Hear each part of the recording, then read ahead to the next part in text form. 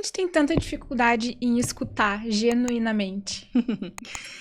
Tem várias razões, né, Cris? Uma delas é que a gente foi ensinado que, até meio que inconscientemente, a gente sabe que as pessoas que estão no poder, no comando, no controle, na liderança, o pai, a mãe, o professor, eles têm o poder da fala, né?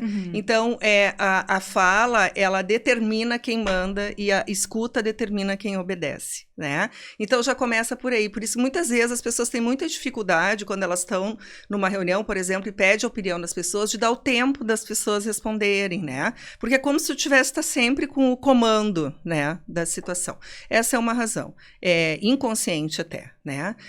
Outra razão é que o nosso cérebro, o nosso pensamento, ele anda muito mais rápido do que a fala do outro. Então, imagine, enquanto tu tá processando algo que tu tá me falando, isso é um processamento e a tua fala pode ser até mais lenta ou pode ser rápida, como a minha é, mas tem um processo acontecendo. O outro que tá escutando, ele já tá lá na frente e aí ele começa a focar nos pensamentos dele. Então, a gente tem o hábito de escutar o que a gente está pensando e não o que o outro está falando. E tem uma outra questão, tem várias, mas tem outra bem importante que a gente entende que quando a pessoa vem falar com a gente, ela quer uma resposta.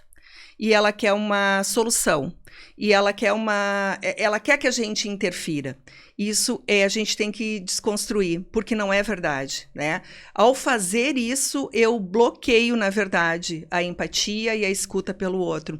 Mas como a gente não fala sobre isso, não aprende, nem nota que isso acontece, é muito difícil. A gente só fica desconfortável, mas nada muda, porque a gente não percebe o que é.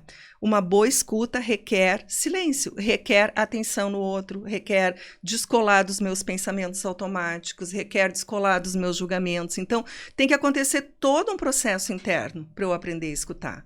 Não é fácil. E é treino, né? Provavelmente. Olha, é treino como qualquer coisa na Sim. vida da gente. Eu não sei, às vezes quando eu dou curso, sabe, Cris, as pessoas dizem... Ai, vou ter que morrer e nascer de novo. Eu digo, bom, mas quando a gente quer músculo, a gente vai na academia toda semana e não reclama. Quer dizer, reclama, né? Porque eu reclamo. Mas quem curte, né? Sim. Vai todo dia e acha o máximo. Né? Então, assim, na verdade, o nosso cérebro, ele está disposto a modificar qualquer comportamento desde que a gente treine ele. A questão é que ele vai sempre pelo caminho mais rápido e automático, e o que dá mais alívio para ele. Então, como o que dá mais alívio para a gente é o que a gente está habituado em fazer, a gente responde rápido, a gente interrompe, a gente muitas vezes solta os cachorros, né? Não dá aquele tempo de processar, a gente responde sem nem ter certeza para responder rápido. Então, são todos processos que a gente habituou nosso cérebro a fazer e que hoje ele nos cobra seguir dessa maneira. É meio que quando tu pega o carro e vai, quando tu vê tu tá num lugar porque tu vai todo dia e tu nem queria ir para aquele. Então, dá para mudar em qualquer momento. Isso a neurociência nos explica e é muito importante saber disso. Eu essa ideia de dizer, mas eu sou assim, não tem jeito, quem me conhece já sabe que eu sou assim. A gente brinca que isso é o show do preguiçoso, né?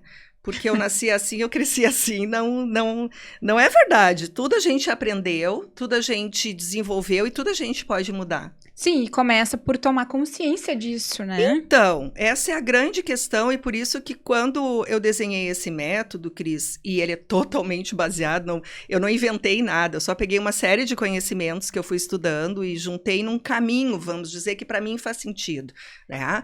E quando eu digo que a primeira conversa que a gente precisa aprender a ter é com a gente mesmo, porque a gente não sabe conversar com a gente, né?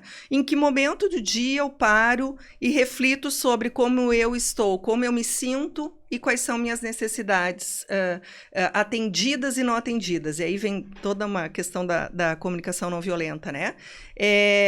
Dificilmente a gente faz. A gente passa o tempo inteiro olhando para o outro, julgando o outro, vendo o que está certo, o que está errado do outro, né? Mas a gente dificilmente, por exemplo, consegue se expressar de uma maneira clara, transparente, autêntica, dizendo, puxa, isso aqui que aconteceu não foi legal para mim.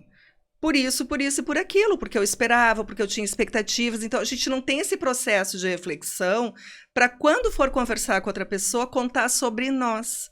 Então, o que que a gente faz porque está habituado? Eu vou contar sobre o outro. Ah, tu fez errado, tu devia ter feito assim, isso aqui não está correto. Então, percebe que a nossa fala, ela vai sempre na direção do outro, como se ele tivesse que mudar para a gente ficar bem, né? Isso já começa, assim, um grande erro, né? E aí, desconstruir esse pensamento já é um primeiro caminho que a gente precisa desenvolver. Por isso que a gente tem que aprender primeiro a conectar com a gente, né? Então, eu chamo o primeiro passo de autoconexão. E isso tem a ver com eu parar e perceber como eu me sinto diante das situações, o que eu preciso para ficar bem, porque é isso que eu tenho que contar para o outro.